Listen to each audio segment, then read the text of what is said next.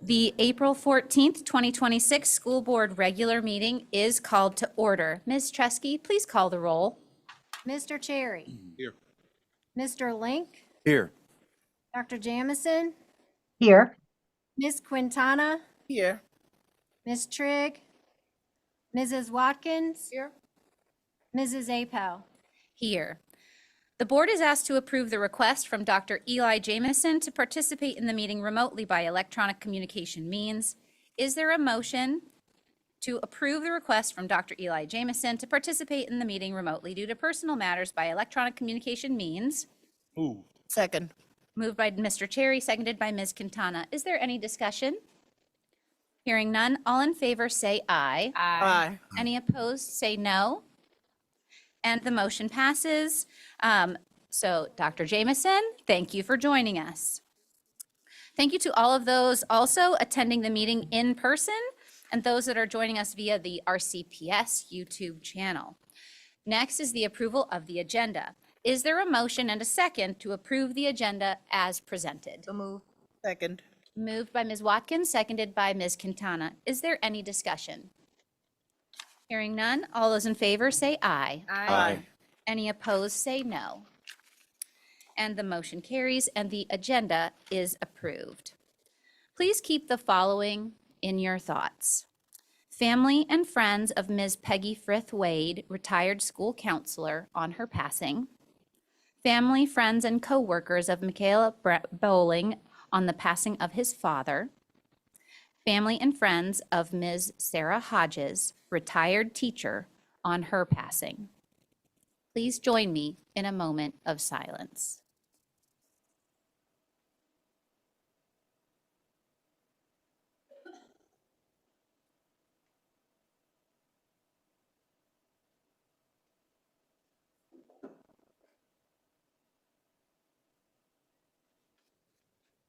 Thank you. Please rise and join me in the pledge to the flag.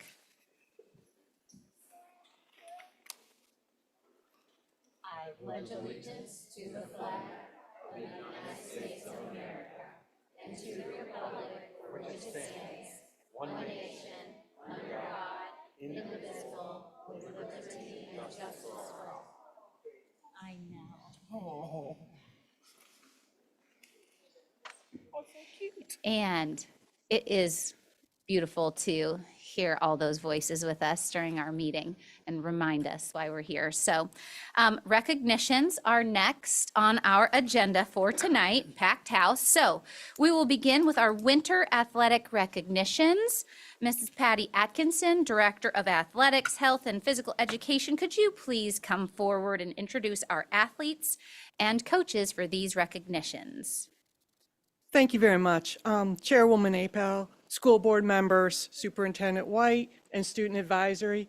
I'm excited to be here to recognize our high school successes during the winter season. All of our programs had a great season, and we are extremely proud of their accomplishments. I will start with the Patrick Henry Wrestling. Coach Jesse Anderson could not be here tonight as he is coaching a baseball game. So if Tegan could please come on up.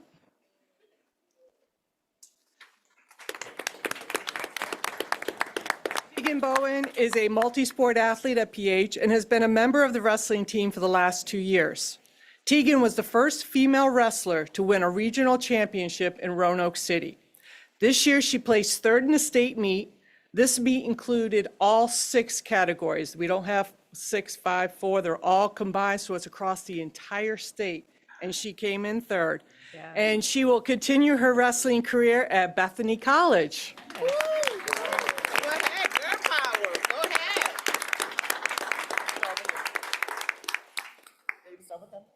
Congratulations.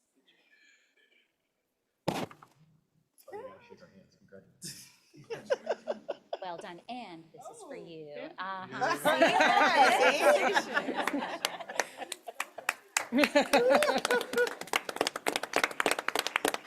Next, I would like to invite Jack Esworthy to the podium.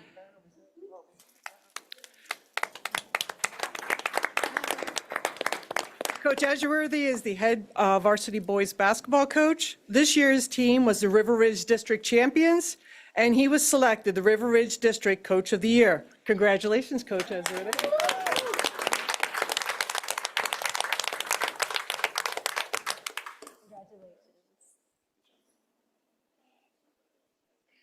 Congratulations. Hold on, Coach. That's okay. No, we cannot. Congrats, Coach. Congratulations, sir.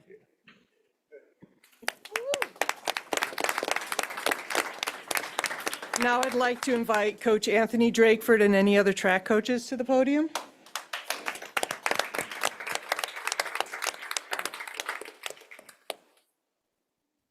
First, we'll do from the boys' track team. We have Cameron Hairston Taylor. Cam was the Region 5 long jump champion and followed that up with a state championship in the long jump. Cameron will attend Syracuse in the fall to play football.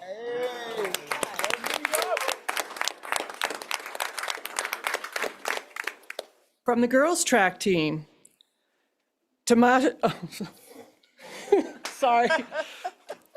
Tomashanique Phillips was the Region 5 shot put champion and followed that up with a state championship in the shot. She will continue her track career at VMI. Congratulations.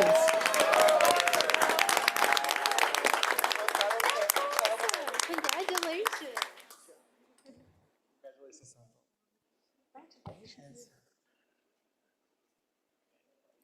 Congratulations, well done. Congratulations, proud of Yeah.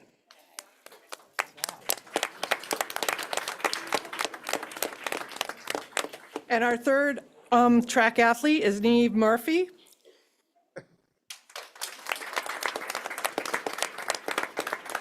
She was all-state finisher, finishing third in the 3,200 meters, and will continue her track career at the University of Vermont.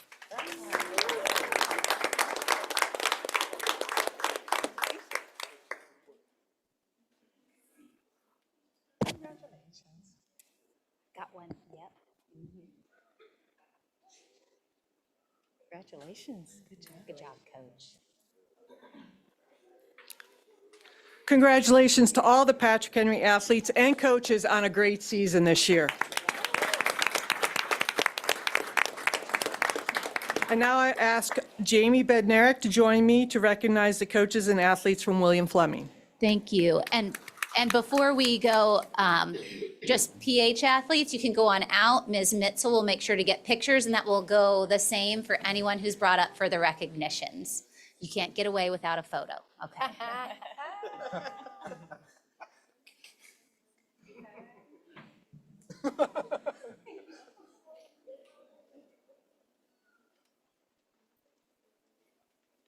All right, Chairman, Ms. Appel, school board members, Superintendent Dr. White, and the student advisory. I'm excited to be here to recognize William Fleming's success during the winter season. All of our programs had great seasons, and we should all be very proud of their accomplishments. We had 2 teams and several individuals that excelled at another level. At first, we had our boys basketball. Unfortunately, neither Coach Kirchman, who was the Blue Ridge District Coach of the Year, led our team to the Blue Ridge District title, first time in several years. And then Kamari Steelman, okay, he was our Blue Ridge District Player of the Year, and he also received first team All-Region for basketball for Region 5C. So unfortunately, they could not be here this evening, but I did want to make sure that they were recognized.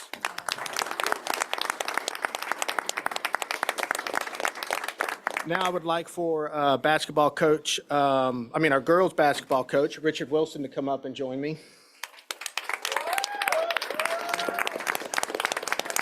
And we're going to start by recognizing a couple of our individual team members first. First up is going to be Amari Worsham. Amari was the Blue Ridge District Player of the Year. She was first team All-District. She was first team All-Region. She was first team she was the Region 5C Player of the Year, and she was first team All-State this year. So congratulations.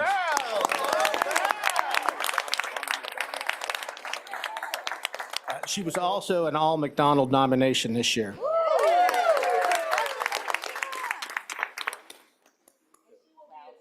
well done. Hell you. Oh, there you go. All right, next up, we're going to introduce Signe Houston. Signe was first team All-District, and she was first team All-Region, and she was second team All-State. Congratulations.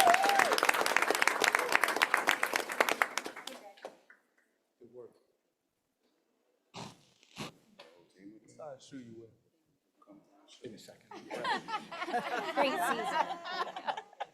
Congratulations, proud of you. Congratulations. Congratulations. Now we're going to recognize Sakaya King. Sakaya was first team All-District, first team All-Region this year. Congratulations, Sakaya.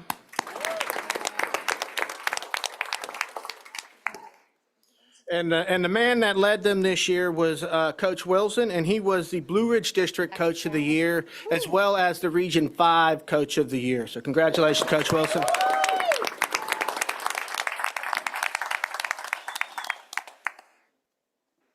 Congratulations.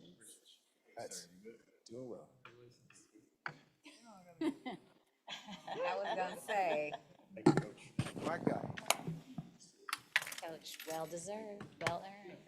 Congrats.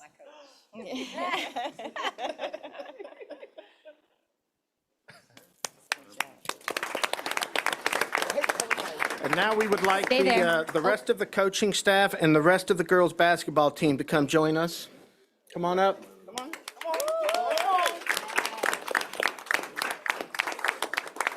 Our girls' basketball team is one of the hardest working programs we have in the school. They do a lot of work in the off-season, and they grind it during the season.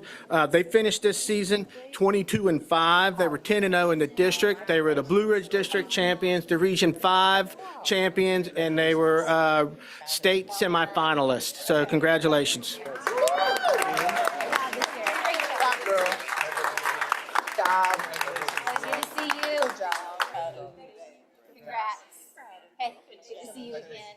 Good job, Great y'all. job. Well done. Congrats. Good job, Coach. Congratulations. Yeah, good job, Coach. Good job. Don't have the Oh, little Coach. girls for me tonight. Great job. Oh, wait, and Great then this job. is for Coach Wilson. Yeah.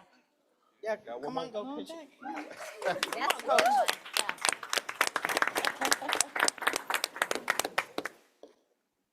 Excuse me, I'm gonna go off the record a little bit. First, I just want to thank everybody. Thank you all for having us here. I just wanted to give these 4 young ladies their flowers. These ladies have been in the program, honestly, since the 6th grade. But, you know, they started playing varsity in 9th grade year.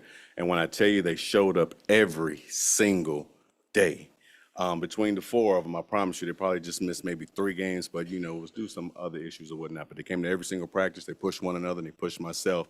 And I'm proud to say that all 4 of these young ladies will be attending college next year on a full academic and athletic scholarship.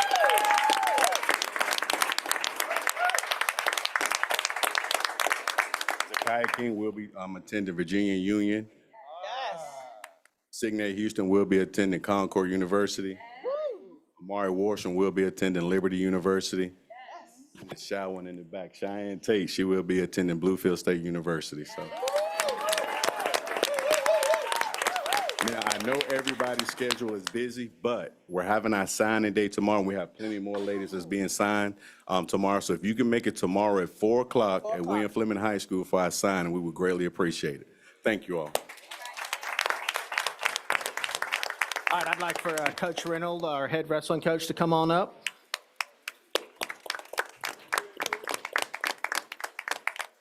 We had several of our wrestlers who excelled this year. And first up, we're going to introduce Aronde Phillips. So Aronde was a 132-pounder, and he placed 3rd in the region. And then that also allowed him to be on the all-region team this year. So congratulations. All right. While he's going through, I'm going to go ahead and call up Jalen Clary. Good job. Well done, well done. All right, Clary wrestled at 175 pounds. He was a region champion, which also allowed him to be all-region this year, so congratulations.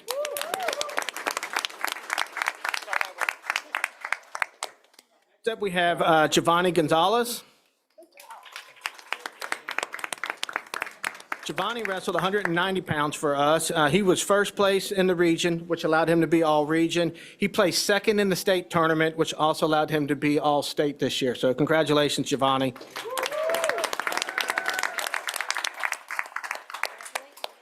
Next up, we have Zion Baskerville.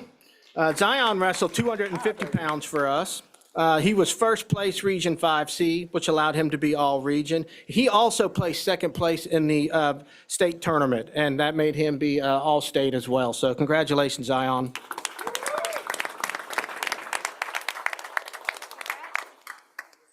And our fifth wrestler who couldn't be here tonight was our 144-pounder, Richard Hopkins. He placed fourth in the region in 5C, and then he ended up placing third in the state, which allowed him to make the all-state team. So congratulations to Richard Hopkins.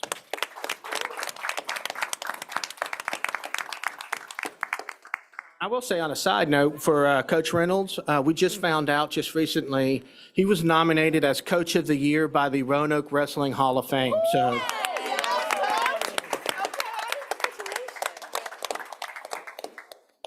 All right, I'm going to ask that Coach Vineyard come up here. He's the head coach of our indoor track team. And the first young lady we're going to introduce is going to be Christina Lewis.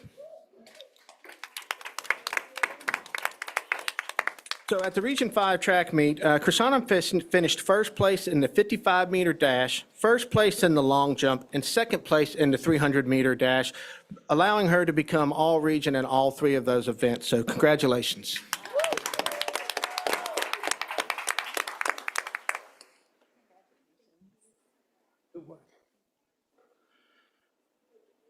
Congratulations. All right, so now while she's going through, Krishania, make sure you stay up here, okay? Ariana Lynch, Anaya Hicks, and Taylor Johnson, come on up.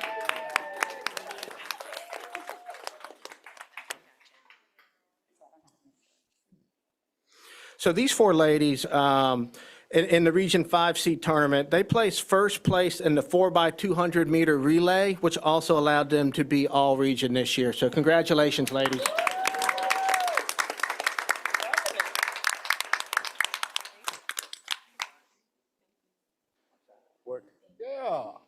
Good job. Yes, go ladies. Yes, I'm loving I got it. lots of plaques. Well done. Well done, ladies. Good job. Well done. Congratulations. Great job. And one more for you. Congratulations. Well done. Congratulations. Good job.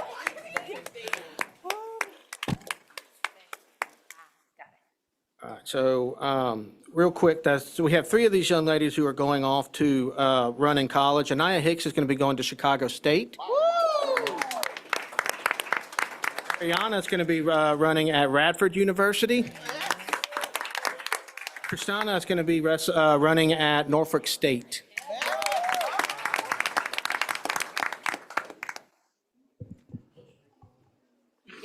And while Coach Vineyard is running through, I'm going to go ahead and ask our head coach of our cheerleading team, Coach McCoy, and her coaching staff and cheerleaders to come on in.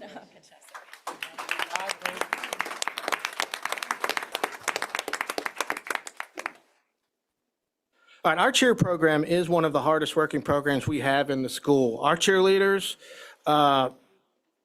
they mentor and work alongside our mini colonels, which are ages 5 to 10, and each cheerleader has to complete over 20 hours of community service. Not only do they cheer the sidelines for multiple sports, but they also compete in the VHSL cheer competitions and stomp and shake competitions. Here's a list of their accomplishments for this year. In the VHSL competitions, they placed first place in the Viking Voyage, first place in the Battle of the Birds. At the stomp and shake competitions, they placed first place in the Winston-Salem Cupid Cup, first place in Grand Champions at King Fork High School in Suffolk, Virginia. And for the fourth year in a row, they placed first place at the National Stomp and Shake Cheerleading Competition. Congratulations, ladies.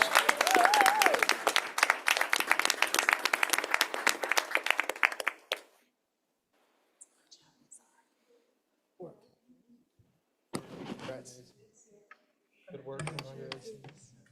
Good work. Well done. Good work. Well done. Congratulations. Good job. Great job. Proud of you. Well done. Congratulations. Good work. Congratulations. Good job. Proud of you. Good work. Congratulations. Good job. Well done. Congratulations. Sorry, that's Lily's best friend. Congratulations. Well done. Beautiful. Congratulations. Proud of you. Well done. Good job. Great job. And as they're walking through, I will also note that we have 3 of our young cheerleaders here who will be cheering at the college level next year.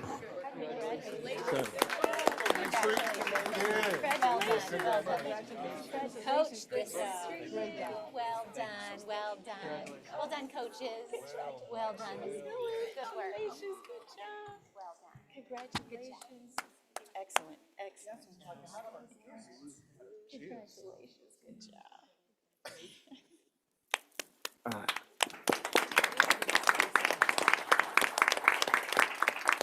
Okay, I would like to thank the school board administration, all of our coaches, players, parents, and fans for supporting our athletic teams. We are very proud of all of their accomplishments and how they represent William Fleming High School and the Roanoke City Public Schools. So thank you very much for your time.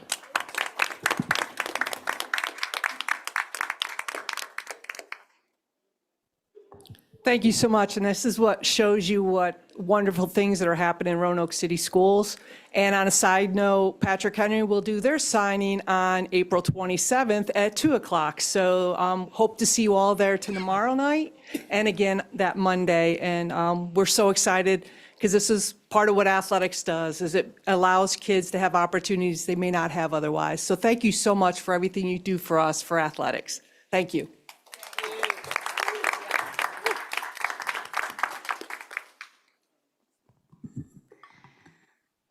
Thank you very much. Our next recognition, each April, the Virginia School Boards Association, or VSBA, spotlights how public education is preparing students for success beyond graduation. Through VSBA Workforce Readiness Month work that is firmly rooted in public education. I made sure to wear my CTE squad shirt this evening. Yes. Workforce readiness is, April is VSBA Workforce Readiness Month. Workforce readiness is more than preparation for a job. It's about creating opportunities, strengthening communities, and ensuring every student has a chance to thrive through public education. Ms. Watkins, will you please read the VSBA Board of Directors proclamation? My pleasure, Madam Chair.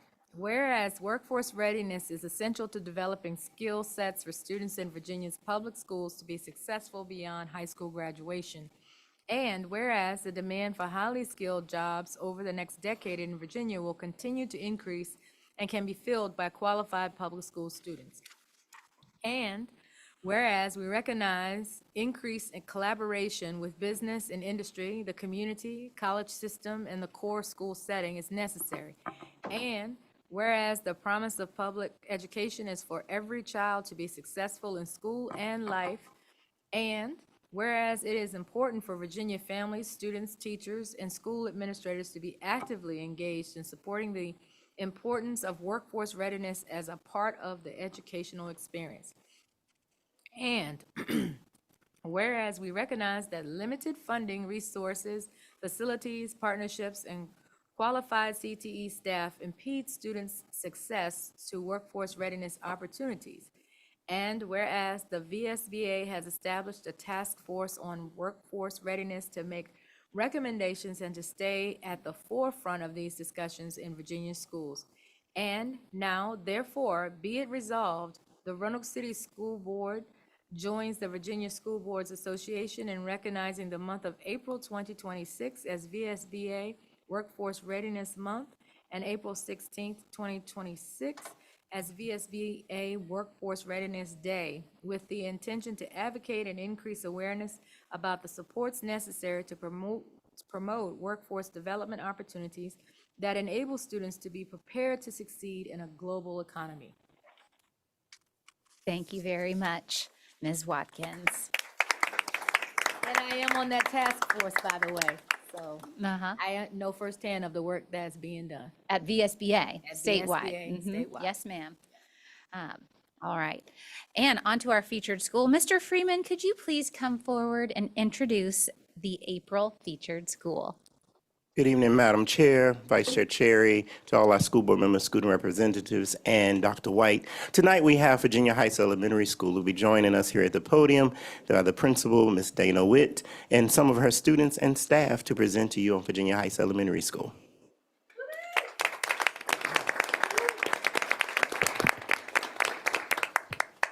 Thank you, Mr. Freeman. Good evening, Madam Chair Apel, Vice Chair Cherry, members of the school board, student representatives, and Dr. White. My name is Dana Witt, and I have the privilege of serving as principal of Virginia Heights. I'm excited to share just a small glimpse of what makes our school such a special place. Our location in the heart of the Grandin Village gives us the unique opportunity to take walking field trips to the many businesses around us, because as we know, it truly does take a village. Currently, we have a total enrollment of 260 students spread over 18 classrooms, which includes 2 classrooms that serve not only students with hearing impairments from Roanoke City, but also 3 surrounding school divisions. Approximately 18% of our students are English language learners speaking 7 different languages. As our school serves a diverse group of learners, we continue to focus on strong instructional supports so all students can fully access grade-level content while continuing to grow. Based on our 2025 spring SOL data, we began the year with a strong focus on improving reading instruction. From fall to winter, our MAP assessment data showed steady growth, and our youngest cardinals, assessed using VALS, demonstrated significant progress. All grade levels from kindergarten through 2nd grade increased the number of students in the low-risk band. Our 2nd graders showed the greatest gains with a 20% increase in students in the low-risk band. Our simulation data also reflected strong momentum, with a 24% improvement in 4th grade reading scores and a 9% improvement in 5th grade reading scores. Our 3rd graders are holding steady. Additionally, insights from our instructional learning walks have enabled our leadership team to refine instruction and enhance available resources. We are well on our way to keeping students moving forward throughout these final 9 weeks. Our Cardinals with Character program helps to reinforce behavior expectations and provide consistency school-wide. Students earn Cardinal Cash for coming to school, making good choices, and staying in school all day, assisting in improving our overall attendance rate and discipline incidents, which have decreased in comparison to the 24-25 school year. After paying rent each week, practicing responsibility, money earned can be used for incentives throughout the school year. 2 of our student favorites are our Fall Glow Party and our Winter Snowball Fight. This program has helped strengthen attendance, behavior, and school pride.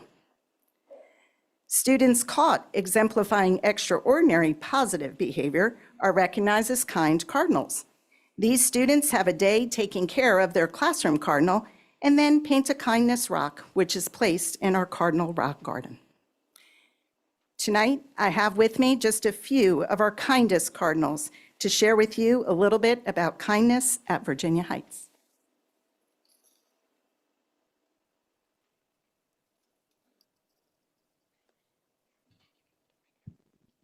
K is for kind kids respecting one another. I is for including each other.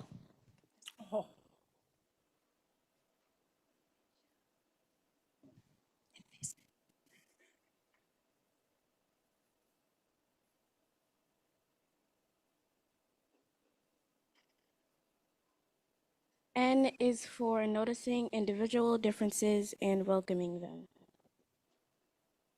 D is for displaying positive attitudes. N is for nurturing one another's needs. E is for empathizing with others around us.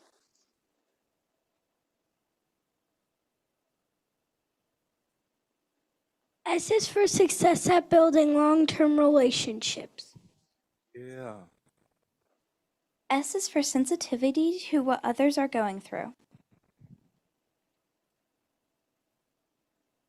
This is what we think makes a kind cardinal. A cardinal is red, as you may see, red as a heart, kind as can be. A cardinal is kind, a beautiful song to provoke you and me to be kind and be strong.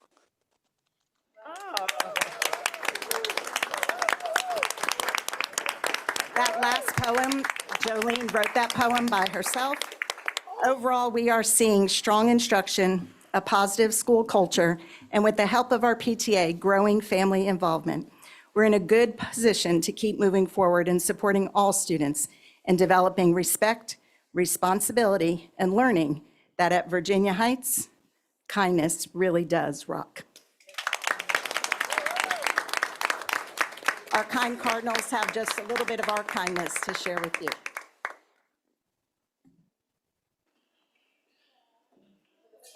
Okay. Is orange fifth grade? Totally. Thank you, my darling. What grade are you in? Thank Red is first grade t-shirts. you. My shirt is red. So you a first grader?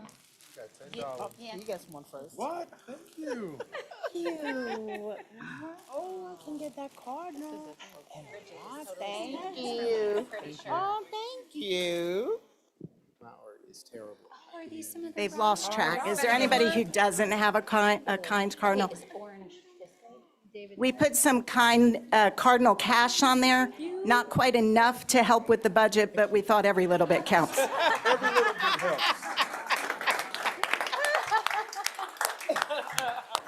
More than gold. Thank you. Every little bit helps. Thank you. I think you gotta pay $5 for rent. No. That's not beautiful. Look at the back. Yes, I love it. These are awesome. Kindness walks. One kind. Oh, yeah, Virginia Heights. Thank you. Oh, thank you.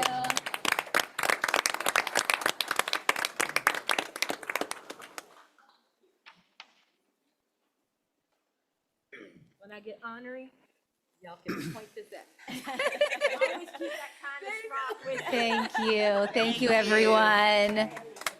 Thank you. So if there is no objection, the meeting will stand in recess for 5 minutes. Give everyone a break to resettle. It is 7:04. So hearing no objection, the meeting is in recess for 5 minutes until 7:09 p.m.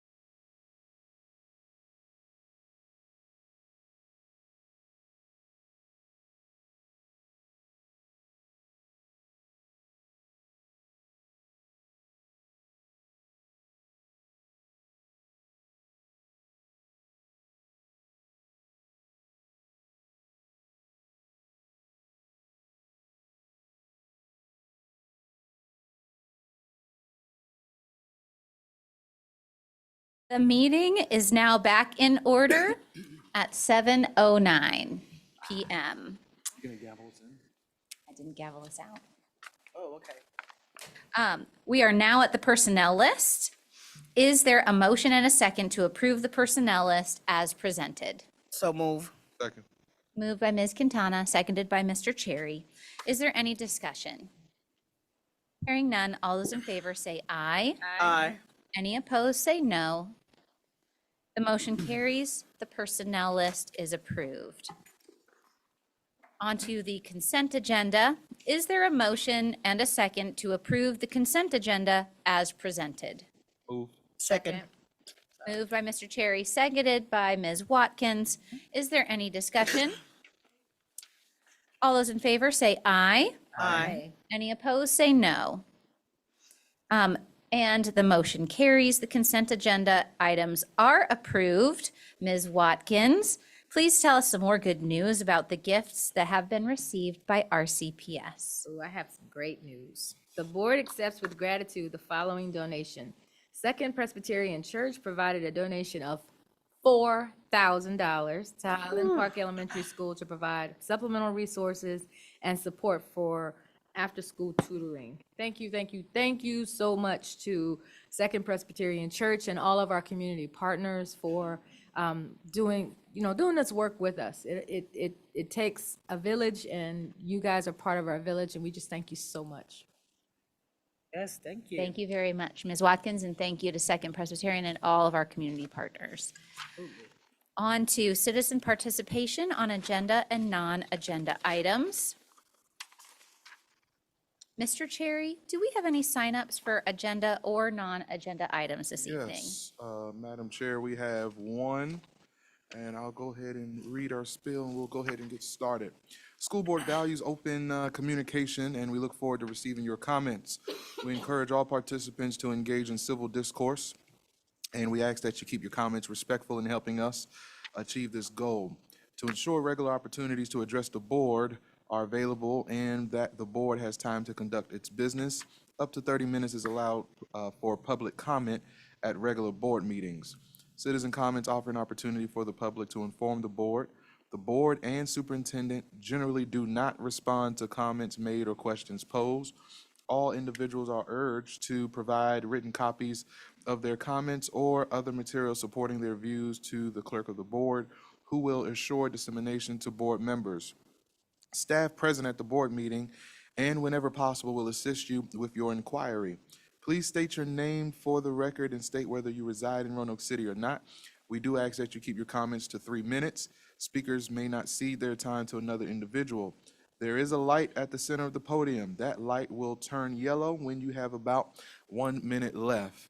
We have one Mr. D, George Dickinson. If you would step to the podium. Good to see you, sir. Well, sir. Good evening, Madam Chair, Dr. White, and members of the school board and central administration. My name is George Dickinson. I'm a teacher, parent, and city resident. I have several topics I'd like to speak on. Firstly, I'm concerned about the fine arts program.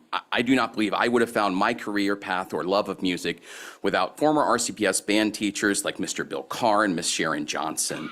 Many students have found an outlet, a home away from home in a fine arts classroom, and it appears that some of these classes will no longer even be available at certain middle schools, and that many of our students will be unable to attend zero period or after-school rehearsals due to a lack of activity buses. These students will likely be those who are already disadvantaged, those who most need this outlet.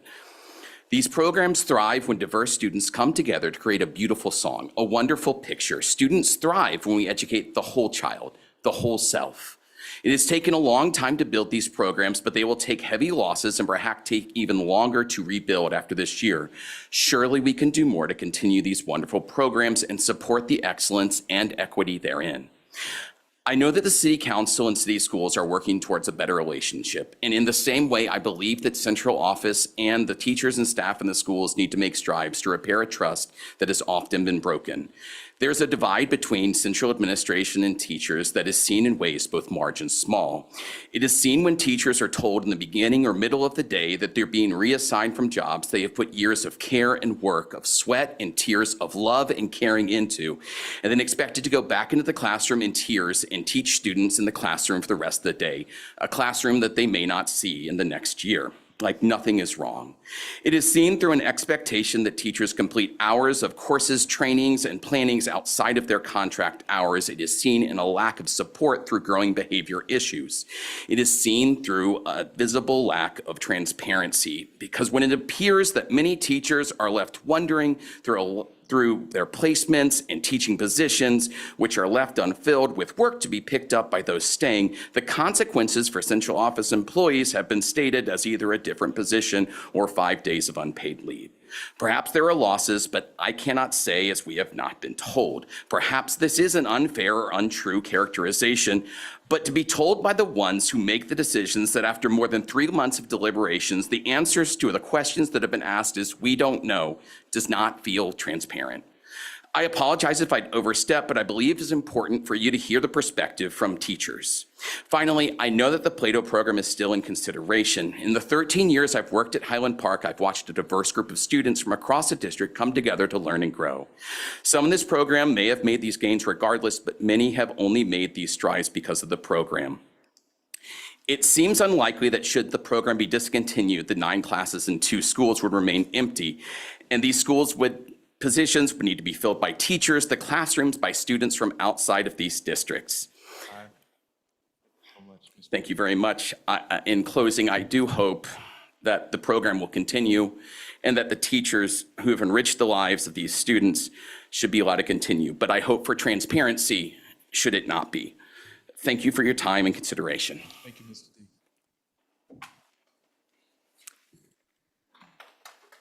Madam Chair, that is all of the speakers for tonight. Thank you, Mr. Cherry. And on behalf of the school board, I do want to thank everyone for taking the time to speak with us tonight and other nights. As we said earlier, we do value the feedback of our community. Public input is important as we make decisions on behalf of all students in Roanoke City Public Schools. On to the superintendent's reports. Dr. White? Thank you, and good evening, Madam Chair, Mr. Vice Chair, members of the school board, and student representatives. This evening, we're bringing forward several important items for your consideration and information, including approval of the VSBA Showcasing Innovation Award submission, approval of the annual Carl D. Perkins Career and Technical Education Plan, approval of the annual Special Education Plan, an update on the strategic plan, and an update on the 2026-2027 budget. Before we move to our agenda items, I'd like to take a moment to highlight some exciting updates with you. Last week was National Assistant Principals Week, and I want to take a moment to recognize our amazing APs for their work to support our students, our teachers, our schools, and our community. They're often behind the scenes, but having served in that role, I can tell you that they work extremely hard and they contribute a great deal to the overall school environment. So please join me in thanking them for their dedication and commitment to RCPs.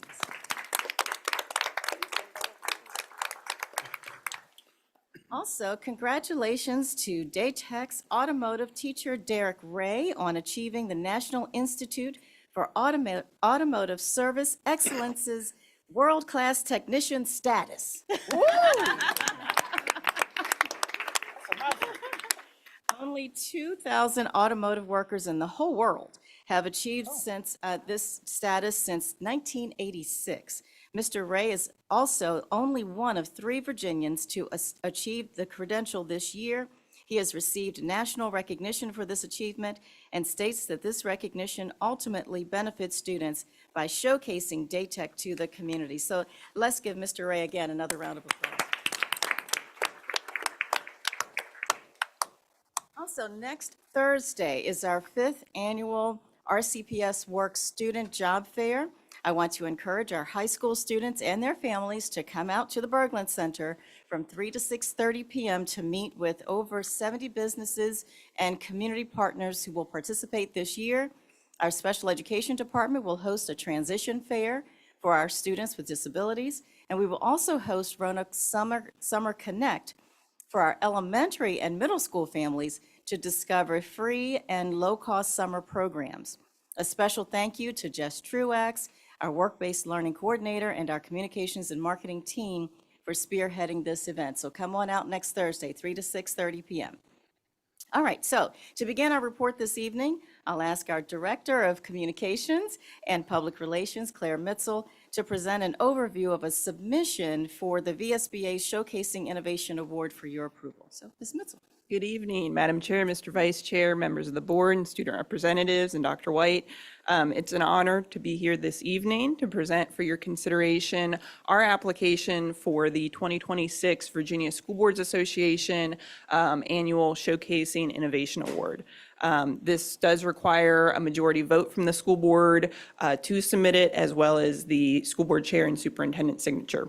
VSBA introduced this award last year to recognize, quote, exemplary programs that embody innovation, measurable impact, and meaningful collaborations. As you know, we submitted Community Builders last year, which actually received the runner-up award for school divisions in the category of over 10,000 students.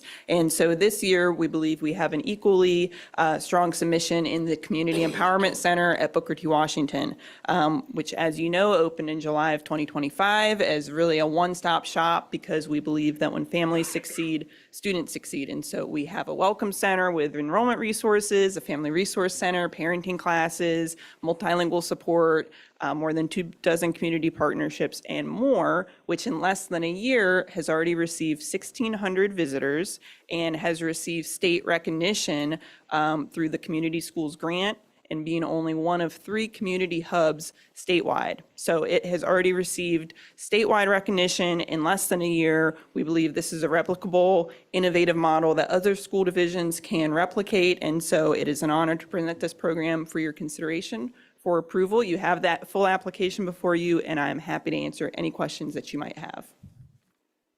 Thank you very much, Ms. Mitzel. Does the board have any comments or questions? And I'm going to ask Dr. Jameson first. No comments or questions. Thank you. Thank you. Mr. Lopez Ortiz? Mr. Wade? Okay. Ms. Watkins? Very, very proud of this. And Ms. Quintana? Just so excited to see what this has turned into, and everything that we had vision, it has come to fruition. So this is super exciting. Thank you. Mr. Link? Equally proud. Dr. White, good job. Vice Chair Cherry? I echo. Enough said. Thank you very much, everyone. And so with all of that said, is there a motion and a second to approve the participation of RCPS in the Virginia School Board Association, or VSBA, Showcasing Innovation Award, along with the required signatures? So moved. Second. Moved by Ms. Watkins, seconded by Ms. Quintana. Is there any discussion? Hearing none, all those in favor say aye. Aye. Aye. Any, got her. And any opposed say no. And the motion carries. The Virginia School Board Association Showcasing Innovation Award, along with the required signatures, is approved. Thank you, Ms. Mitzel. You all very much. Appreciate it. Ms. Mitzel. Next, I'll ask our Director of Career and Technical Education, Kathy Duncan, to come forward to present the annual Carl D. Perkins Plan for your consideration. Duncan. Good evening. May. Good evening, Madam Chair, Ms. Apel, school board members, student representatives, Superintendent White, and executive staff, and folks that are present with us both here and online. My name is Kathleen Duncan, and I'm here tonight to present for your approval the 26-27 Carl D. Perkins Federal Grant application. Oh, hello. There it is. There it is. All right. Career and technical education is a critical component of a student's education and helps to prepare students to graduate with a diploma and a resume rich with skills and experiences. This plan provides a large portion of the funding needed to help career and technical education programs remain successful and for our students to thrive in the career choices post-graduation. The allocation in this plan is $465,025.09, which is the exact allocation we received in 25-26. The new allocation amounts typically are published by the VDOE in June. We look to have this amount increase when the new allocations are published. As you can see from the middle slide, from this slide, most funds are spent on teacher professional development, a requirement of the grant, as well as funds for special population students to attend conferences, competitions, field trips. Additionally, we must annually ensure that our software packages and equipment are updated so that we offer students relevant, real-world skill attainment in their chosen careers. This is an expensive endeavor as we offer 16 programs between Rotech and Daytech. Finally, we have funds set aside for student recruitment and promotion to continue to increase enrollment and promote all that CTE has to offer in Roanoke City Public Schools. This slide is a very brief overview of the CTE accomplishments for this year. Again, number one, we continue to have a 100% graduation rate for any student that completes 2 years. Students are excelling and doing so well, and I could not be more proud. We're proud of the student, staff, and teachers that have worked so hard to help these students be successful. Again, the 3-year National Career Z Work-Based Learning Challenge culminated this past fall, and we were one of only 9 educational institutions to earn this award and recognition. We were the only district in Virginia to win this honor, and want to publicly thank Just Truex Work-Based Learning Coordinator for his hard work and dedication that made this possible. We were awarded $187,000 to assist with work-based learning efforts. So this goes right along with the VSBA Workforce month of April. So it's going to continue to grow, which is absolutely phenomenal. The CTE Foundation Board continues to raise funds for student needs and for scholarships. We will be giving $33,000 in scholarships to William Fleming and PH seniors at our annual extravaganza, May 21st at Daytech. Woo! Please mark your calendars to attend. And just as a point of reference, the CTE extravaganza has raised just since 2018, now it's been going on since 2008, but since 2018, $164,000 for scholarships and student needs, with $103,000 to date going to 61 students graduating from CTE. Please come and join us that evening. Our enrollment numbers continue to increase with the flourishing of Daytech. We had over 500 additional students taking CTE classes and 95 additional students completing the 2-year sequence of courses and graduating. Finally, this year, we're doing a tremendous job at students are doing a tremendous job at their programmatic student organization competitions like DECA, FBLA, Skills USA, HOSA, and Teachers for Tomorrow. Teachers for Tomorrow is really excelling. We've had 42 students qualified to compete at the state level and 9 so far to compete nationally. This has been a great year for CTE in Roanoke City, and it's growing thanks to the support of this school board. Dr. White, as Dr. White would say, it's happening. Oh, it's definitely happening. It's definitely happening. So our extravaganza is May 21st, and I just messed that up, sorry to tell you. Yeah, I'm in charge of technology, don't you know? It's your last one. It doesn't I want to know. let you go. I had to go. I had to go with a flourish, evidently. So May 21st from 5 to 7 is our extravaganza. Oh my goodness gracious. From 5 to 7 at Daytech. Let me show you the QR code. Because, yep, Claire put it together. Thank you, Claire, for doing that. I don't know where I'm. There it is. Take out your cameras and take a little picture of the QR code. That'll take you directly to Give Butter if you would like to make a donation. You can also see that we're starting to get sponsorships coming in. We're going to have a fabulous online silent auction. All the carpentry students are building raised garden beds and all kinds of Adirondack chairs and fabulosity. So please make an appointment to attend, mark your calendars. So in summary, I was ahead of myself. We are requesting that the board please approve the 26-27 Carl D. Perkins federal grant application for career and technical education. Please. Thank you very much, Ms. Duncan. Does the board have any comments or questions? Dr. Jameson? I'd just like to say that it's always nice to get this report and a real feather in your retiring cap for how great this consistently has been. Thank you for all your hard work. It has really made a difference in this division. This is one of our crowning jewels. Thank you. Thank you. Our student reps, Mr. Lopez Ortiz. No questions, but great work. Thank you. Mr. Wade. All right. Ms. Quintana? I just wanted to say, look how you're leaving this place. Like, it's amazing. Like, kudos to you, kudos to the staff. Your passion and love shows. So thank you. Thank you. Mr. Link? 100% graduation rate is incredible. Thank you for your gift to the city. Ms. Watkins? Nah. I absolutely love you. I always have. Legacy in this program on forever. I love you. Thank you. Thank you, Ms. Watkins. Vice Chair Cherry? Can you go back to that slide with the QR code one? graduation Oh. rate?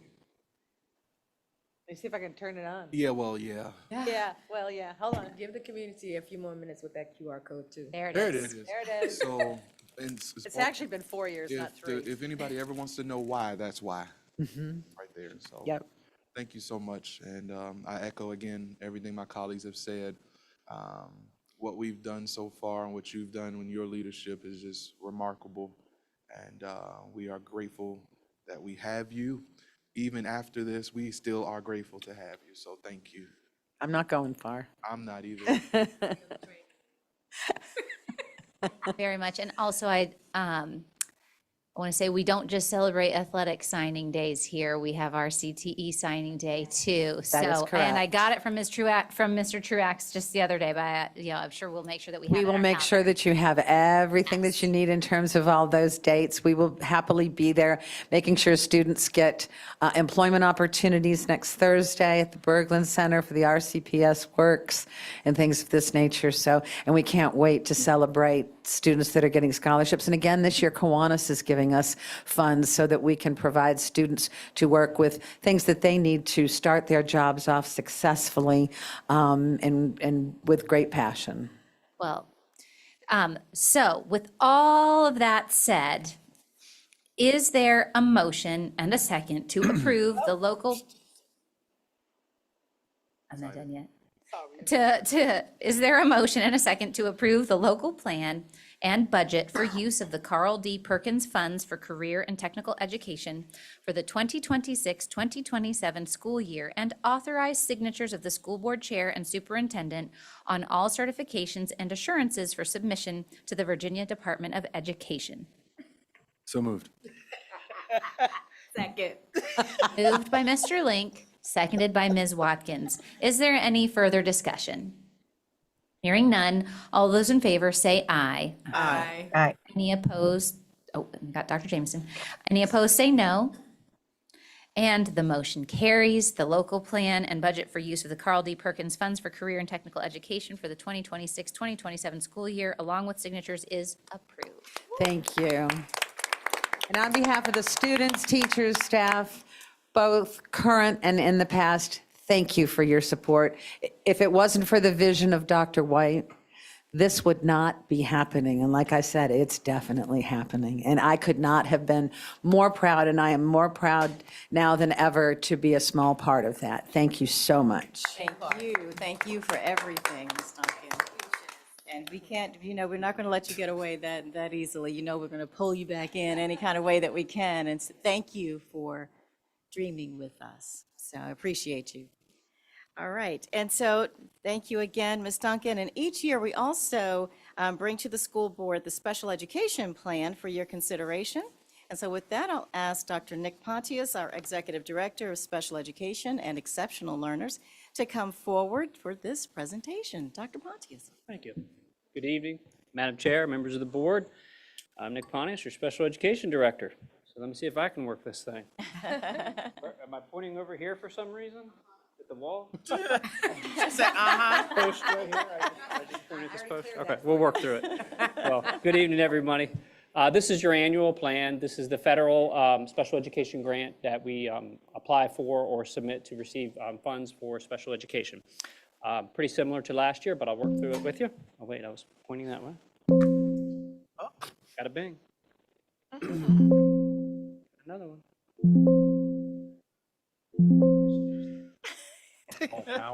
There it goes. It's the other button. Thank you, sir. Appreciate that. So we're to go over the child count. On December 1, we take a snapshot. That becomes the official number of special education students in the division receiving services, and then we'll get into the annual plan. But for some background purposes, just what is the purpose of the federal grant? Why do we have it, and why do we have to fill it out every year? The federal grant is our assurances that we will receive federal funds to educate students with disabilities and make sure they have available to them a free, appropriate public education. It also assures the rights of students with disabilities and their parents are protected. They also assess the effectiveness of special education. Nothing is more measured and more data is than in special education. We have many indicators that we submit to the federal government on a yearly basis. And then it's also to support states and localities for the education of students with disabilities. These are usually through the grant and technical assistance and monitoring that happens through the state level. So here's a child count over the past 10 years. The child count number on your left-hand column is the number of students with IEPs in special education. Your fall count is your total student population, and then the percentage is what percent of our student body is a student with an IEP. So as you can see, the trend is increasing over the years. Partially this year is due to a slight reduction in the general population students. This is the and that could change on any given day. This is just where it was at that point in time. But we're up about 5% of students with disabilities in the division. We break that down by disability categories. There are 14 disability categories, so this does not represent them all. Some of the numbers are too small for reporting purposes. But overall, you'll see the trends over the past 10 years with an increase in autism from last year to this year of about 12%, an increase in the students with other health impairments at 7%, and students with a speech language impairment at 29%. So we're seeing a trend of increasing in certain disability categories. So on to the annual plan. This fiscal year, we received $3.9 million. Last year was 3.8. We hope to break 4 million when we get the award notification that comes out, like the Perkins grant in the summertime.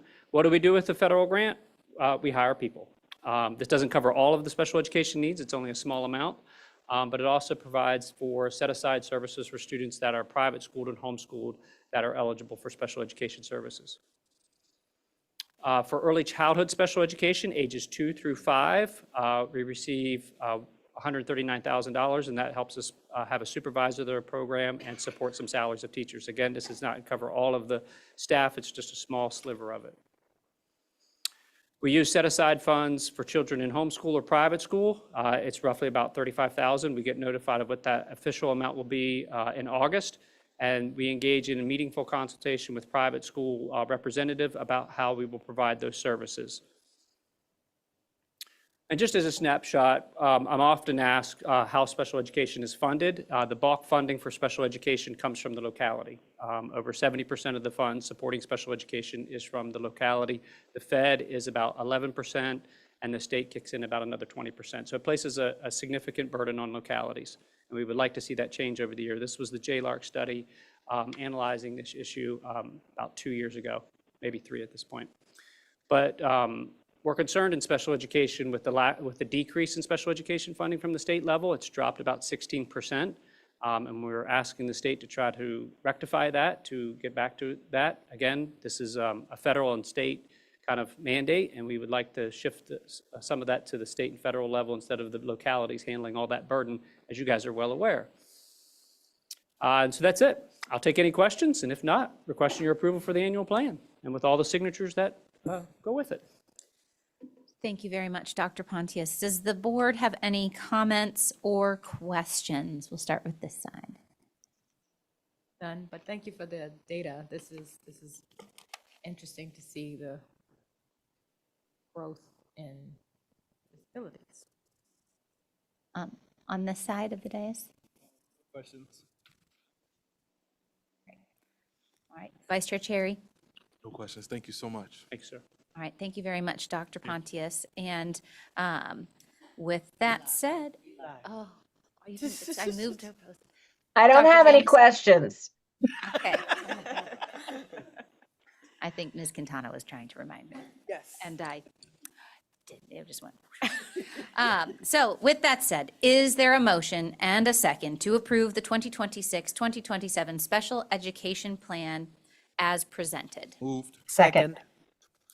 Moved by Mr. Cherry, seconded by Ms. Quintana. Is there any further discussion? Hearing none, all those in favor say aye. Aye. Any opposed, say no. And the motion carries. The 2026-2027 Special Education Plan is approved. Thank you, Dr. Pontius. Thank you, Dr. Pontius. Next, I'll ask Dr. Jonathan Schultz, our Executive Director of Accountability and Strategic Initiatives, to present an update on the strategic plan. So, Dr. Schultz. Thank you, Dr. White. Good evening, Madam Chair, Mr. Vice Chair, members of the board. I'm excited to be here to talk about the strategic plan.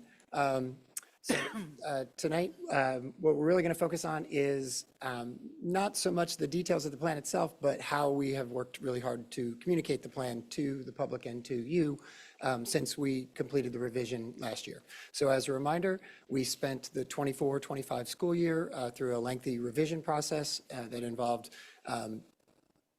pulling multiple folks back together to sort of re-envision the plan, trim it, make sure that it was still doing exactly what we wanted it to at the halfway point of the length of the strategic plan.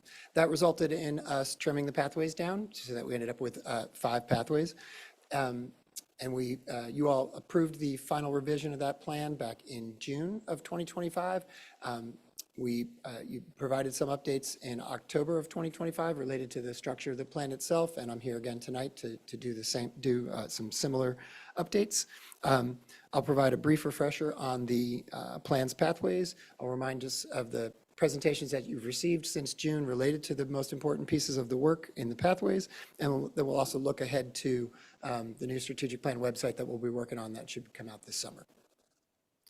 So our first pathway, academic and post-secondary success, focuses on literacy, academic growth, and academic mastery, leading all the way up to graduation as that final focus. So this is kind of the meat and potatoes of what we do every day. It's one of our largest pathways. And on the right-hand side, you can see the various presentations that you've received since June related to Pathway 1. So my team has been here to talk to you about student performance data 3 times, back in September and February, and then again in March. You had the literacy plan presented in November. We've spent a lot of time talking about the school performance and support framework, maybe more than we've all cared to, but we've been here several times for that. And you had an update on targeted school improvement, those schools and the supports that they were receiving and their plans. Throughout those presentations, some of the highlights that you heard included the fact that our VALS data and our SOL data in general are heading in the right direction, and we've talked about that multiple times. Pathway 2 is how we're taking care of the kids, not just so that they are able to learn. It's our overall well-being and sense of community.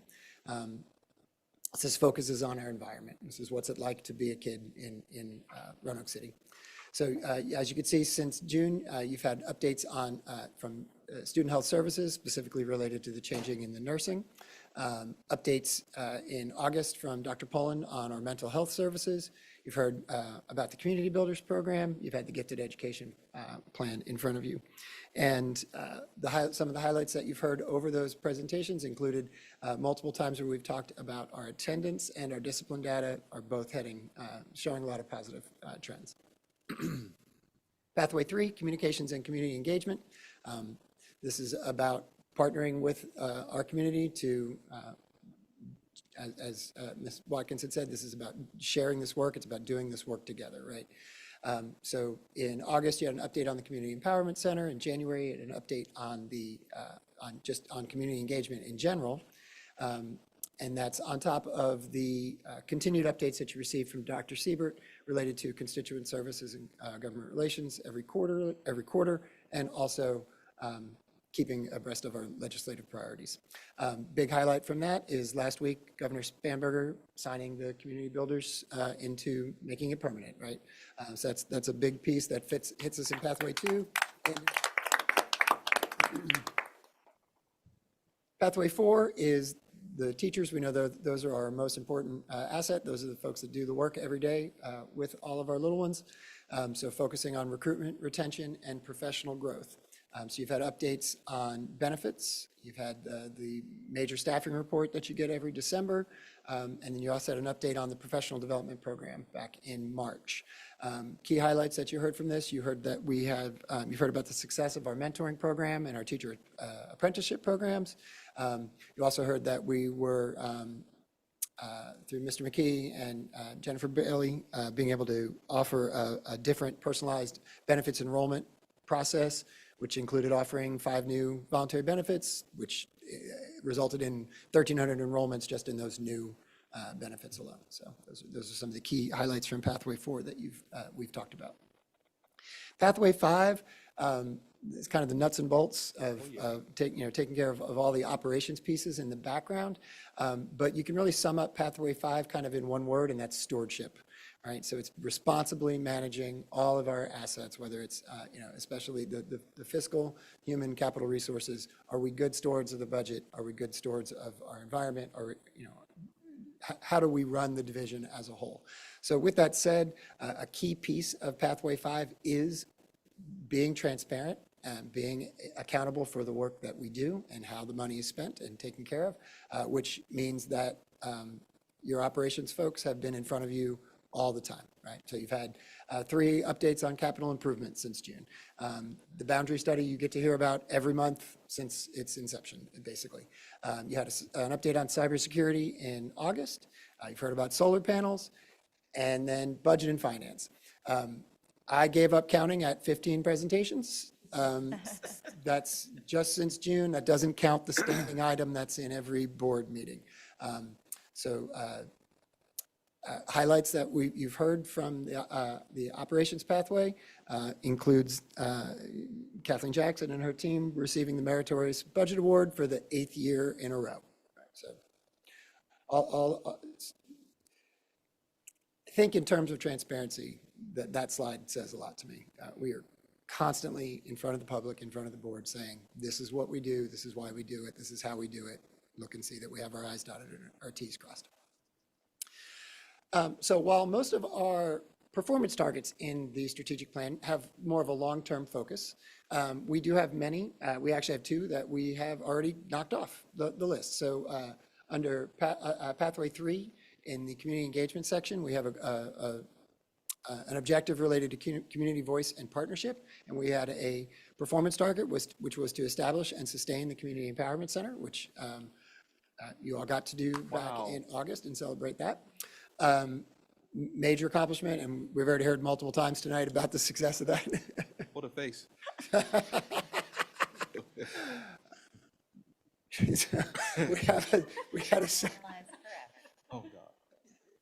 We also had a second performance target under operations, under stewardship, related to ethical governance. And this was to earn the Trusted Learning Environment seal from the Consortium for School Networking.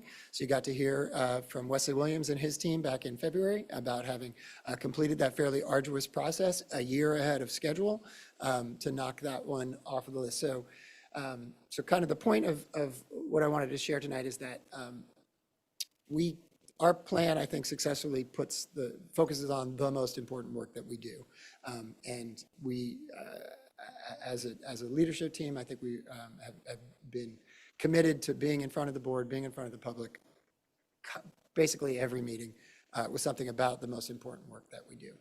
So looking forward, we have a lot of data points related to the strategic plan that we do want to share and make public. So the OASIS team has been working with Claire and the communications team to focus on a new design for part of the website that will focus on the strategic plan. So we're just going to give you a little sneak peek tonight, and this should be up and running in the summer. Oh, I'm sorry. There's the COSIN seal. Sorry.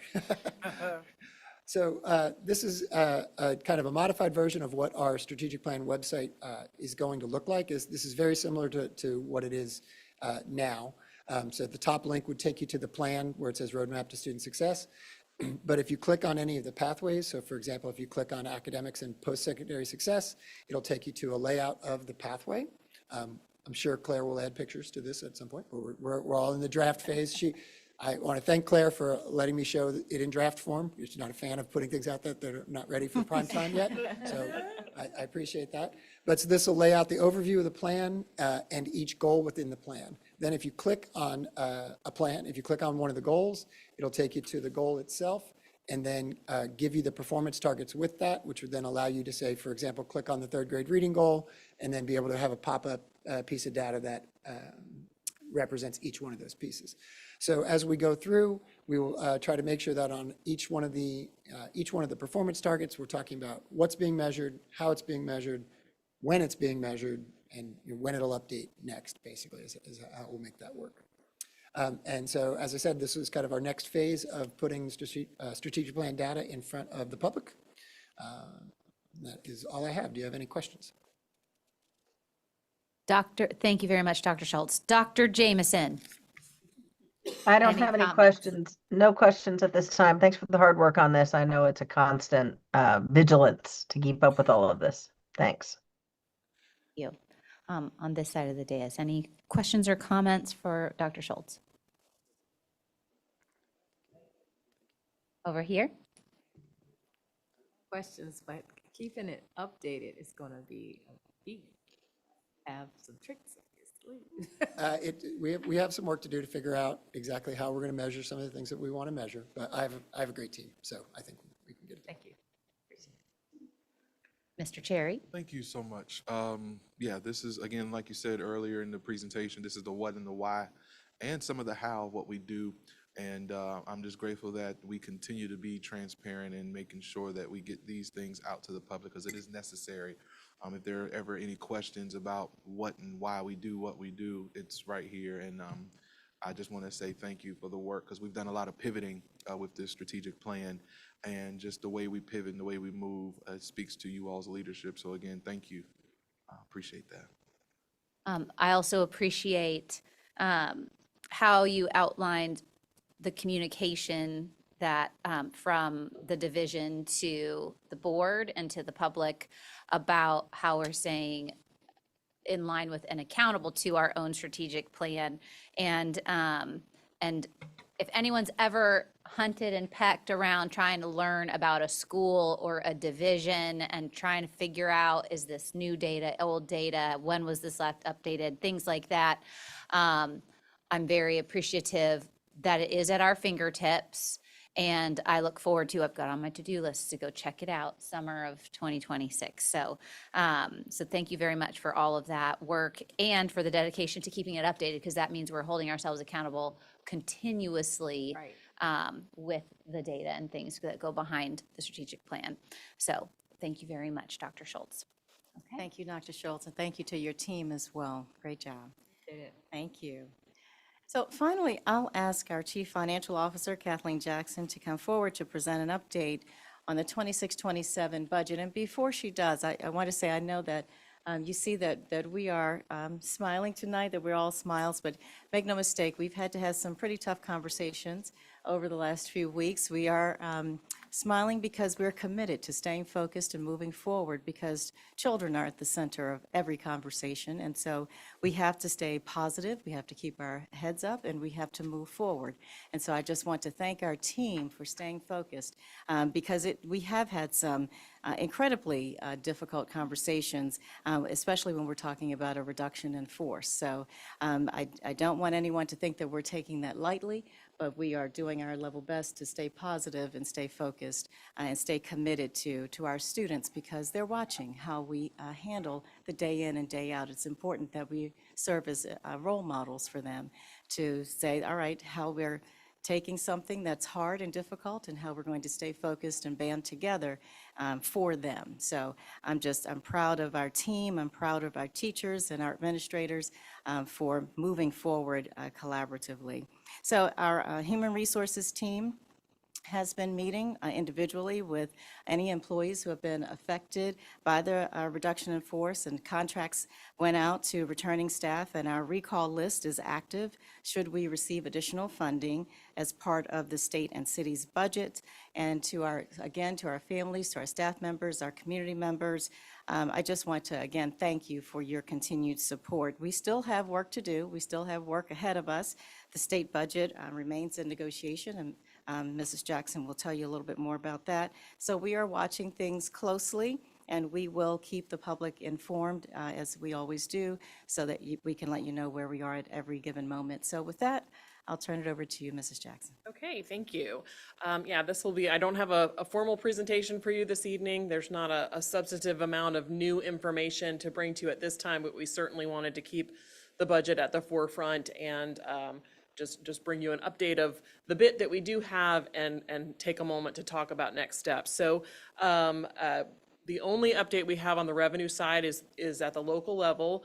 The city has increased their projected revenue for next year a bit. So the portion that comes to the schools is about $400,000 more dollars. So that increases our projected increase compared to the current year budget to about $1.1 million in local funds. So as Dr. White mentioned, we still don't have a final answer on the state budget. So the General Assembly reconvenes on the 22nd. The hope was that we would have, that there's negotiations happening, and by the 23rd, we would have a decision on a budget. So that remains to be seen, whether, I know there's still a lot of things being debated at the state level. So fingers crossed that sooner rather than later, we will have that final information. Just as a reminder, there's a fairly significant difference in terms of the level of funding of public education between the House and Senate version.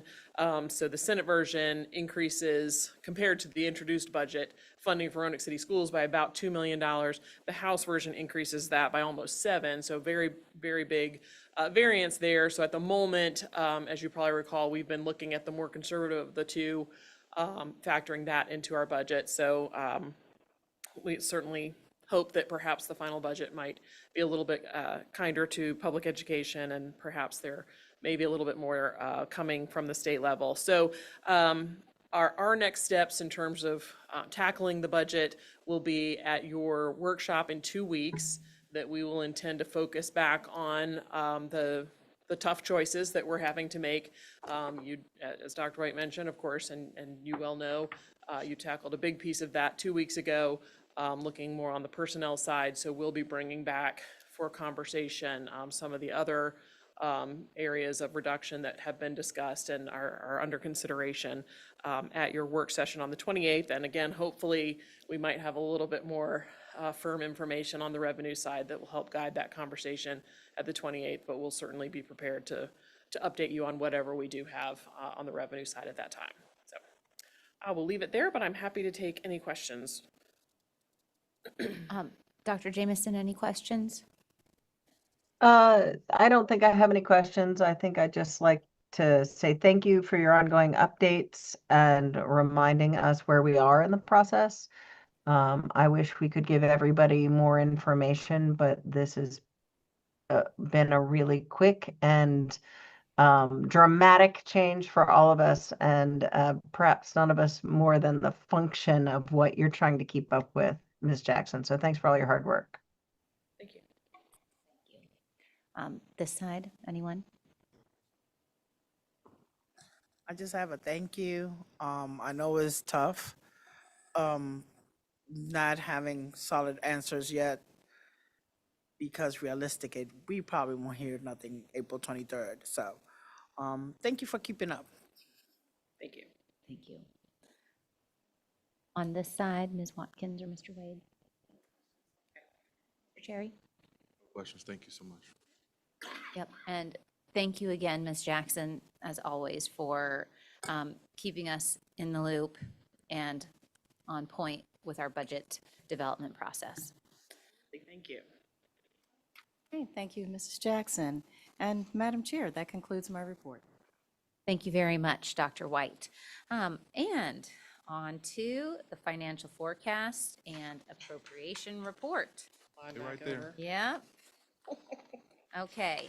So Ms. Jackson, could you please present the financial forecast for us? Yes, ma'am. Thank you. Good evening again. So this monthly report is reflecting our financial forecast based on information we have through the month of February.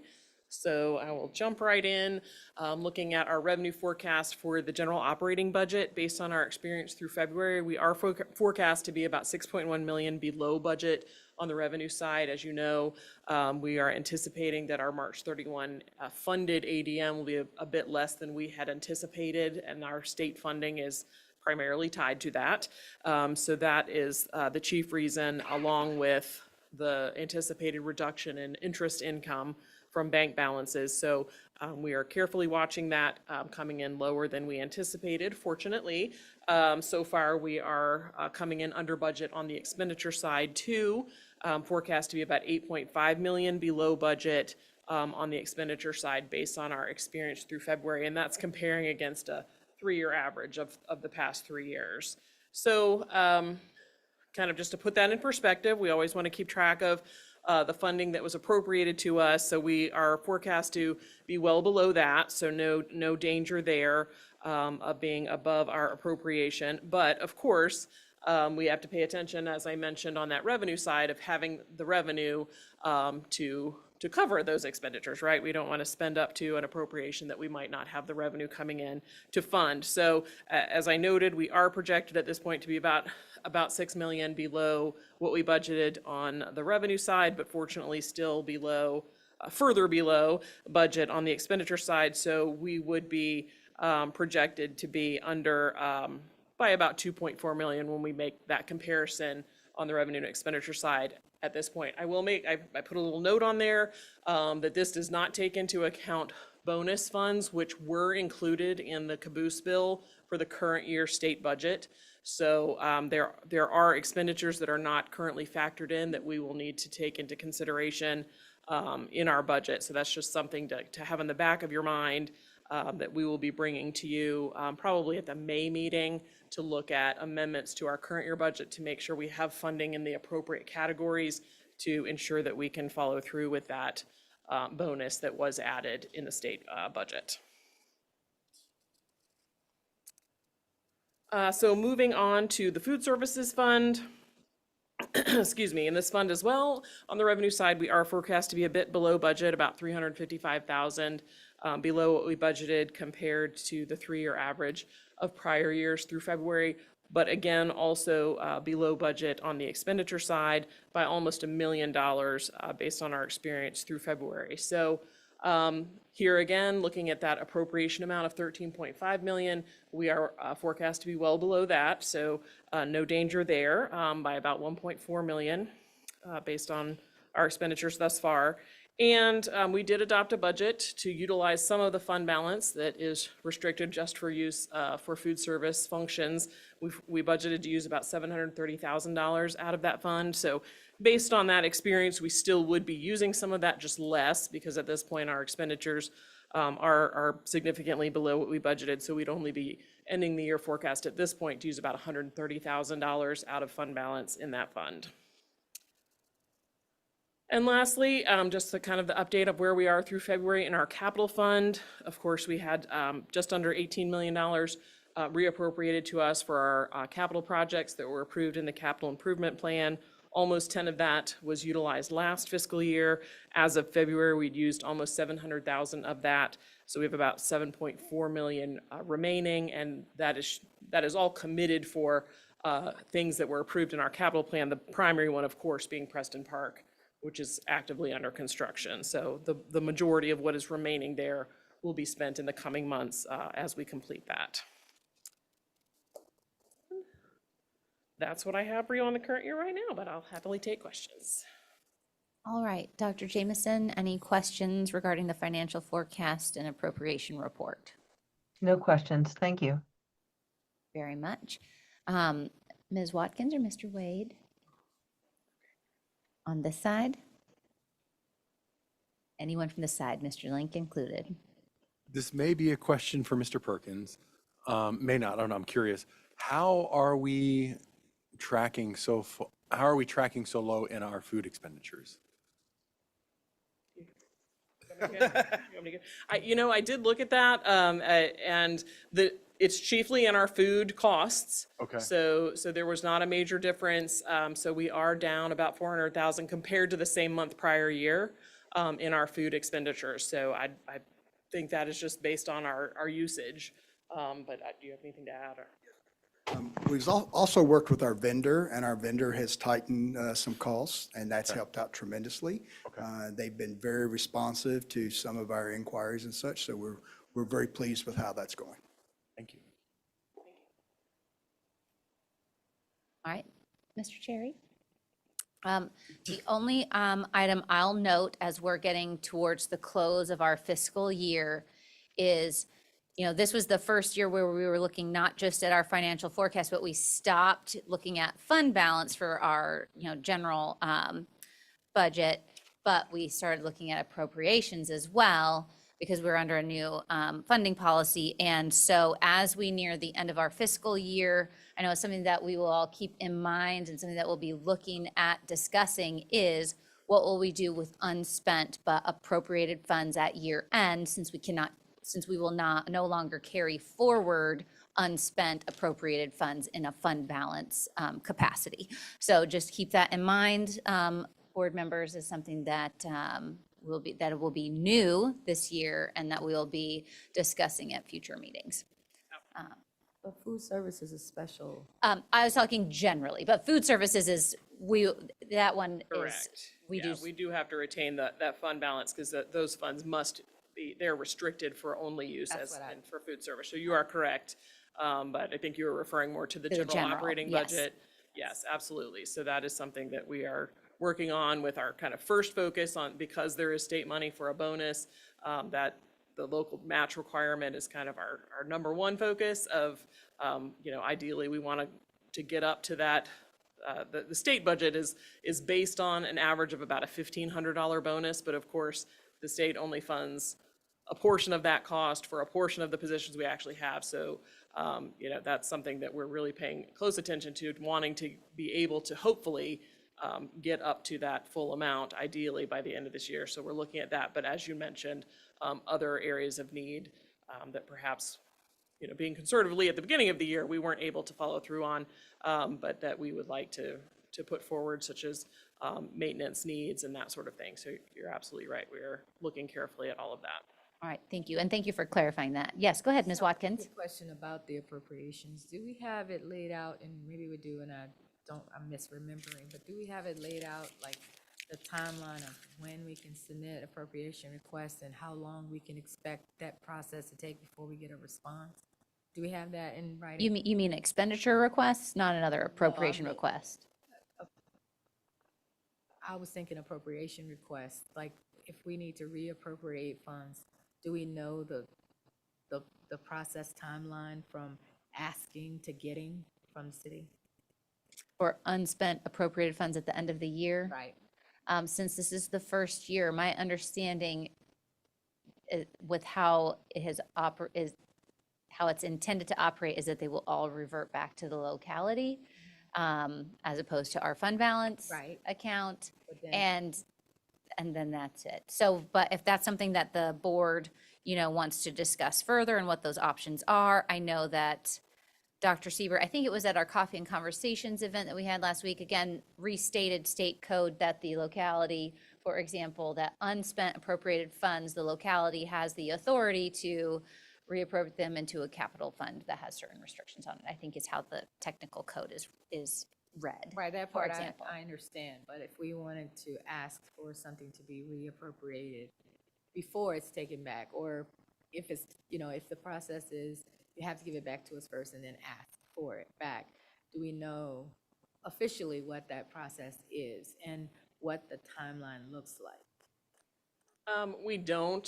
Certainly, we certainly can make that request, and that would be up to council whether they would approve that or not. I mean, I will note that this year we did have the sort of true-up amount of revenue exceeding expenditures that we were allowed to apply for a portion of. I believe it was January when a decision was made on that. So, I don't want to speculate that same timeline would be in effect in this coming year, but I don't think it's totally unreasonable to look to that experience, just taking into consideration the amount of time that the city would need to close their books and understand total how much money is left available from prior year before they would make a decision. That makes sense. Have we moved any further on?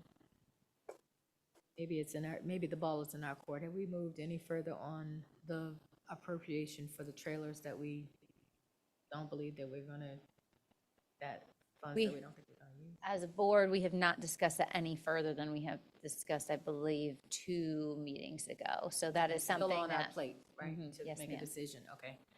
Okay, that's kind of what I was thinking about, is that we with the- have some appropriated funds that we need to make a decision on, and then once we make the decision, what does that look like for being able to submit it and get a response and use it again for something else? Like, I don't know what that timeline is, but I feel like we should know. It's hard to know. I mean, those funds were appropriated for a particular purpose for school use, so that amount is known. Right. But that would certainly be at the discretion of council as to how much deliberation they would need to take if we were to come to them and ask to use it in a different manner. Okay, thank you. Sorry to wrap all of that up into one big, question. long question, but. No. Thank you very much, Ms. Watkins. Any further inquiries at this time? Mr. Link? I have one further.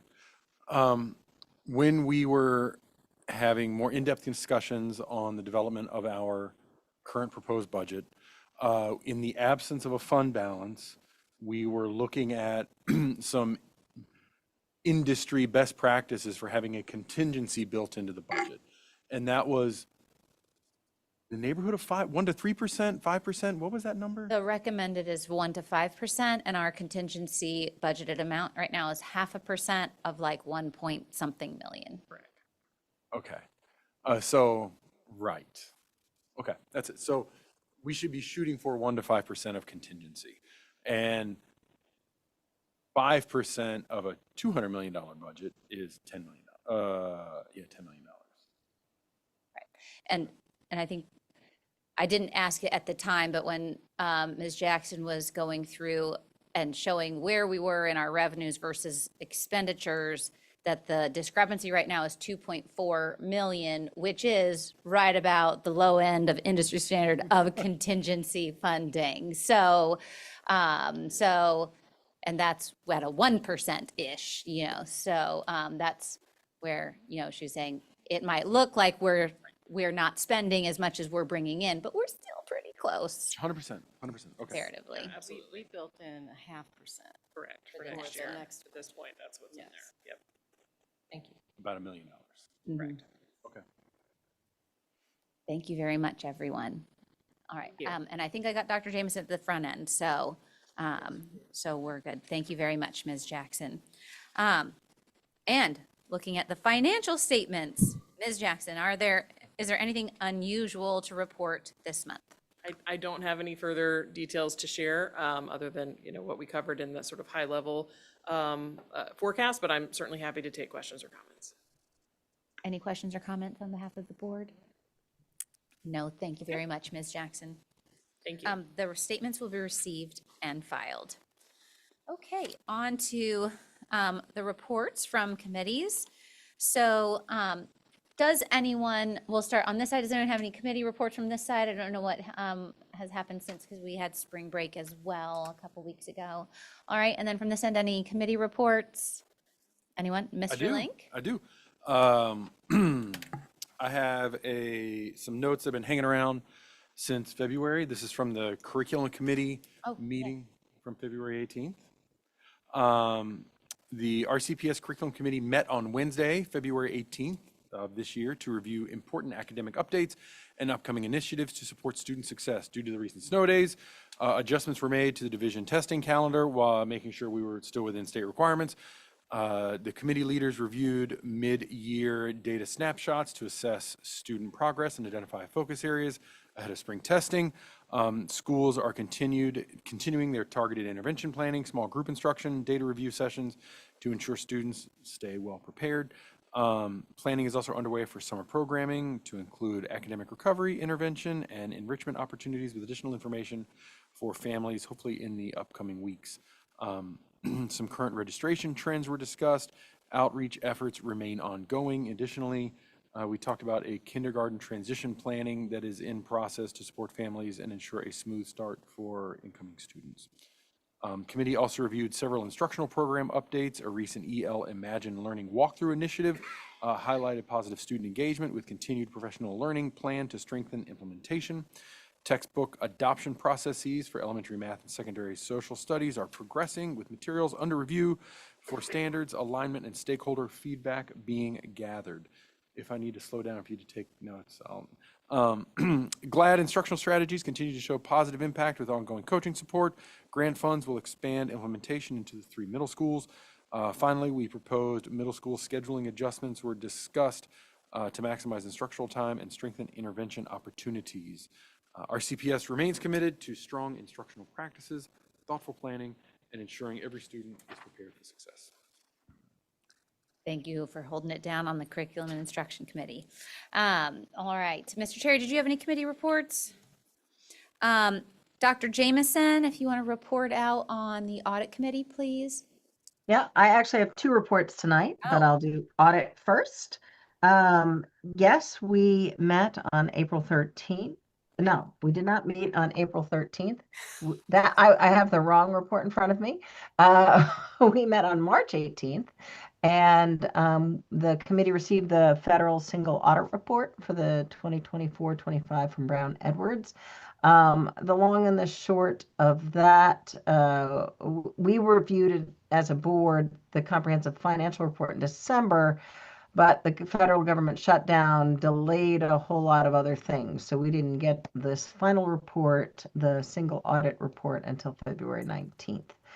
You will have that for your reference. The audit included 3 programs: Individuals with Disabilities Education Act, or IDEA, Part B funding, and IDEA preschool funding, and Title I-A funding. We were determined to be low risk, which is good, and there were no questions or findings related to this federal audit. We also received an update on the status of the municipal's auditor's audit on special education that was focused on regional billings and Medicaid reimbursement. That audit was actually concluded without a complete audit being done. Therefore, this topic this function will likely come up again in a couple of years. Through this process, we identified some things that we want to improve in terms of communication and process going forward. So that ended up in a productive discussion for us. And our next meeting of the audit committee will be May 28th at 11 a.m. And then we'll receive the audit plan from Brown Edwards for their financial audit of the 25-26 fiscal year, and recommendations from the municipal auditor for next year's audit plan. And we wanted to take a moment to actually share with the board, Franny and I serve on this committee together, to remind all our board members that every year, and this will happen in May, programs within our CPS are recommended to us to be audited. And we then agree with the auditor's recommendation. This is based on when was the last time they were audited? Is there something new and urgent or emerging? Normally I do this report and can see Ms. Jackson's face, so I'm assuming you all will make a face if she says I'm off base. Thumbs up. But I say all this to say, if there is a program or a question you ever have about a program that we have at our CPS in terms of when was the last time it was audited, should it be audited again? I know that in years past, we've made recommendations to have certain divisions or programs audited because it seemed like there was a lot of change or a lot of questions emerging around them. So that is within the board's purview. And I recommend that you all think about that. We will come out of the May meeting with recommendations for next year. So if you have anything you'd like us to send forward, please send it to one of us, Ms. Apel, myself, or Ms. Jackson, and we'll put it forward. And I would also commend this to you. Next year, there'll be an open seat on the audit committee. And what I will tell you, it is a very informative process. You don't have to crunch a lot of numbers. But it is an interesting committee to sit upon. So I throw that out there for you. Anything you would add, Ms. Apel, about the audit committee? It has been informative being the second board member on that committee, and it's something that Dr. Jameson has definitely highlighted during our committee work this year, that there's institutional knowledge and historical knowledge that will be encapsulated by being a part of that committee. And when things cycle through, it will be important for us as a board and board development to continue to have multiple people sit on that committee, so that as one rolls off of that particular committee, there is consistency from year to year, such as, if there's an audit that we're making sure that we follow up on in 2 years' time, or we always revisit the findings of an audit the next year if there were some other, recommendations for efficiencies and things. So that is a very good committee to know some of the, the inner workings and how we evaluate ourselves and look for efficiencies and improvements to continue to do the work that needs to be done as good as possible for the division. So. I will be brief with my second report. Last night, the Roanoke Valley Governor School Committee met. They continued to be doing quite well. They're a very well-run operation. We've had representation at every level of competition coming out of the Gov School, to include state level science and engineering fairs, and we are sending 4 projects and 5 students to the international science and engineering fair. Now they are from, of course, all over the region, but we do have a couple of folks from PH that have performed quite well this year. So that's a nice success. The next year's enrollment is looking to hold steady. They may go up by 1 over at the Gov School. Their recruitment plans seem to have been quite successful this year. And additionally, we approved the budget last night, and they have not increased the budget since I think the number was 2019. Dawn Winterware could probably confirm that for me. So that is something that is quite remarkable. They're doing quite a lot, and their fundraisers are successful, but probably a little note in the head. And it was noted last night from the superintendent's report that they appreciate the tuition has not gone up. But as everything else has gone up, I don't know that we could count on that forever. But the successes at the Gov School are quite remarkable, and they continue, and it seems to be quite a well-run program. One of the things they reported out last night is that our Gov School had more representation at some of the state and international programs than some of the biggest Gov Schools in the state.